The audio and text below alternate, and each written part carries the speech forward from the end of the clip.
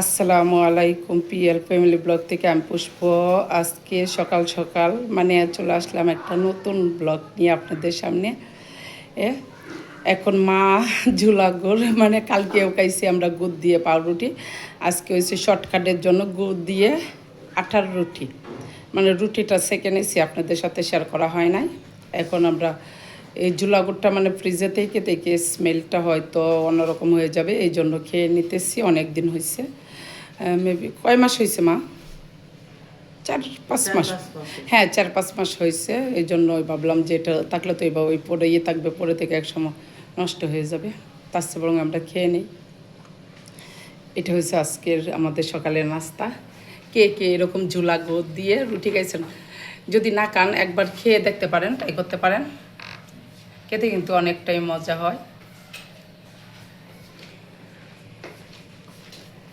এই যে পাশে রুটি রাখা আছে, এখন আমরা নাস্তা করে নিই, সবাই টেবিলে বসে পড়ব।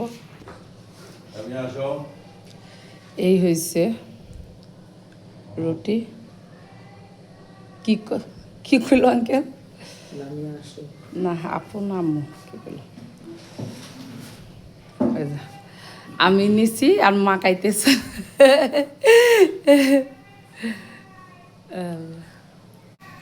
আপনারা কিন্তু এবার ট্রাই করে দেখতে পারেন, অনেক মজা হয়। আমার দেখা যায় নাকি? হ্যাঁ হুম,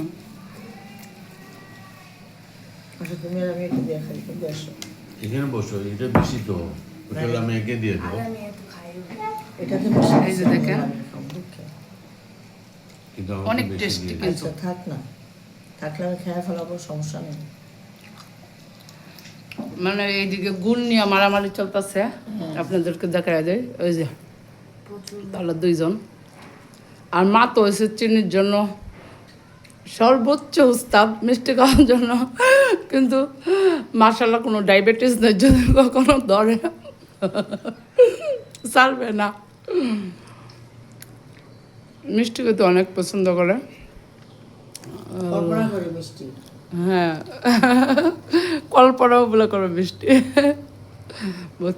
আমরা খাবারের টেবিলে বসে এরকম দুষ্টামি ফাইজলামি করতে থাকি, এগুলো আপনাদের সাথে শেয়ার করা হয় না। আজকে একটু বয়সটা আমি শেয়ার করে নিলাম।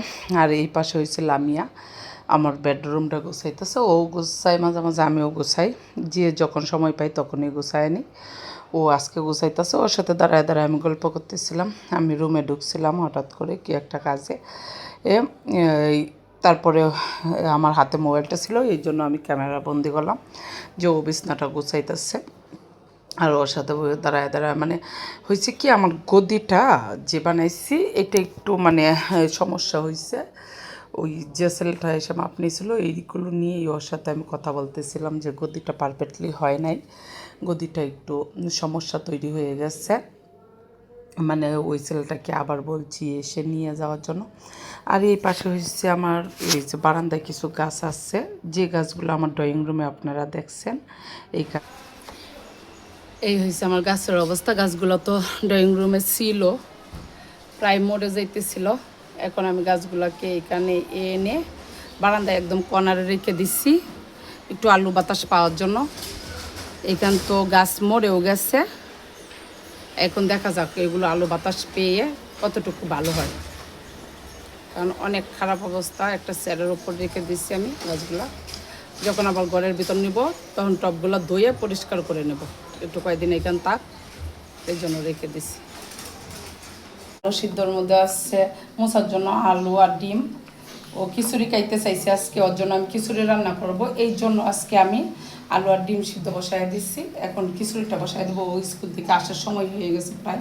আমি বাচ্চার জন্য এই পাশে রান্না করে নিচ্ছি, মানে বাচ্চার জন্য খিচুড়ি বসাইলাম, কারণ বাচ্চা আজকে আমার হাতের খিচুড়ি আলু দিয়ে ডিম বোনা খেতে চাইছে।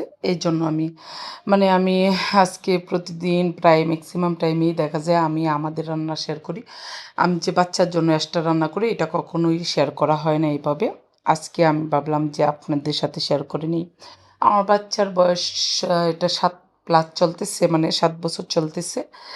মানে ও এখনও নর্মাল স্বাভাবিক খাবার আমাদের যেরকম মাছ মাংস রান্না করি এগুলো খাইতে চায় না, ওর জন্য আলাদা প্রতিদিন আমার রান্না করতে হয়। কার কার এরকম বেবিদের জন্য বড় হয়ে গেলেও রান্না করতে হয়, প্লিজ একটু বলবেন। না আমার বেবিটাই আমাকে বিরক্ত করে জানি না, ও খাবারটা নিয়ে অনেক বেশি বিরক্ত করে। ওর জন্য আমার প্রতিদিনই আলাদা করে কিছু না কিছু রান্না করতে হবে। অ্যাশটা ওর জন্যই রান্না করতে হবে। মানে যখন ও ছোটো ছিল, বয়সটা কম ছিল, তখন কিন্তু ও নর্মালি সবার সাথেই সব রকমের খাবার খেত। আমি মাছ সবজি দিয়ে রান্না করলে এগুলো খেত, মানে সব রকমের শাক সবজি থেকে শুরু করে সব রকমের সবজি ওরে আমি খাওয়াইছি ছোটোবেলা। অনেকে ভাববে যে আমি সবজি খাওয়াই নাই, ওর সব রকমের সবজি খাওয়াইছি আমি খিচুড়ির সাথে। কিন্তু বড় হওয়ার সাথে সাথে কেন জানি সবজি খায় না ও।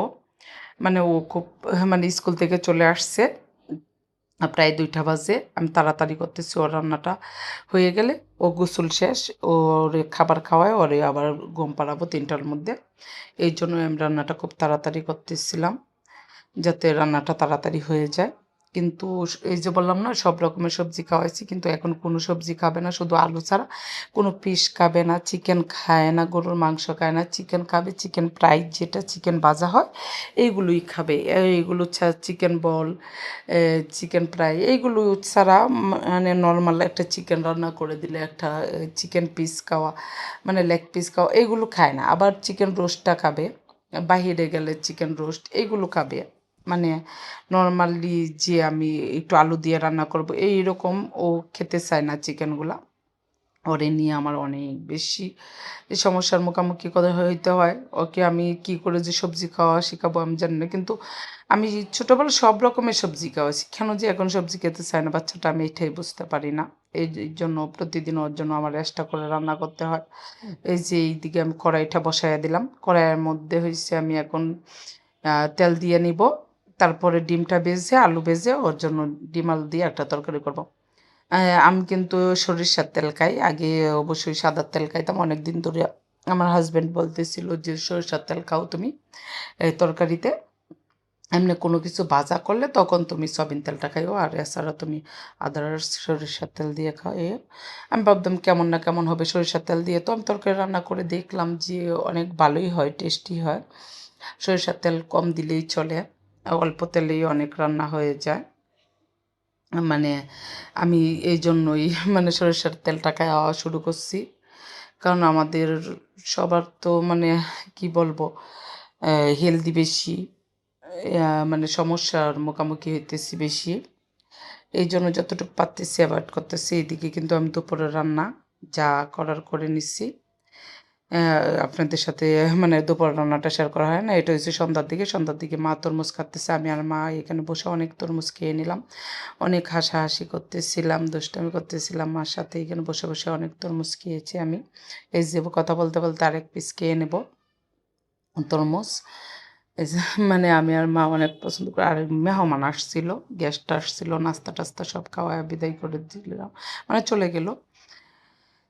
আর গেস্টরা যদি না আসে ক্যামেরার সামনে তাহলে তো নেওয়া যায় না। আর এই পাশে হয়েছে এই ডিনার সেটটা আমি অনেক দিন আগে পাইছি, আমার হাজব্যান্ড আমাকে দিচ্ছে।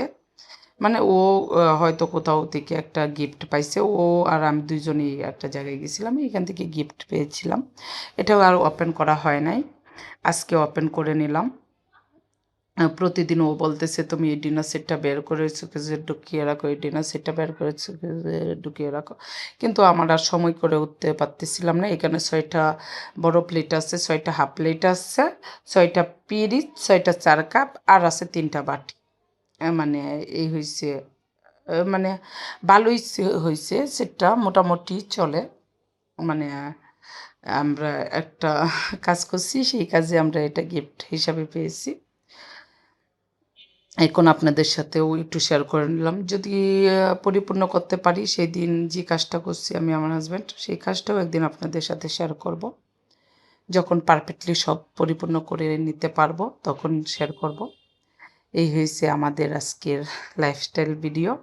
সারাদিন যাই করছি টুকিটাকি মানে সব কিছুই আপনাদের সাথে তুলে দিলাম, আর আমি এইগুলো গুছিয়ে রাখতেছি, কারণ ও আজকে বাসায় নেই, রাত্রের বেলা এক জায়গায় গেছে, সকালবেলা আবার চলে আসবে। এটা বৃহস্পতিবার দিন রাত্রের ভিডিও, আজকে শুক্রবার এডিট করে দিতেছি। যদি আমার ব্লগটা আপনাদের ভালো লাগে তাহলে লাইক কমেন্ট শেয়ার করে এবং সাবস্ক্রাইবার করে আমার পাশে থাকবেন। যারা নতুন দেখতেছেন প্লিজ প্লিজ আমাকে সাপোর্ট করবেন।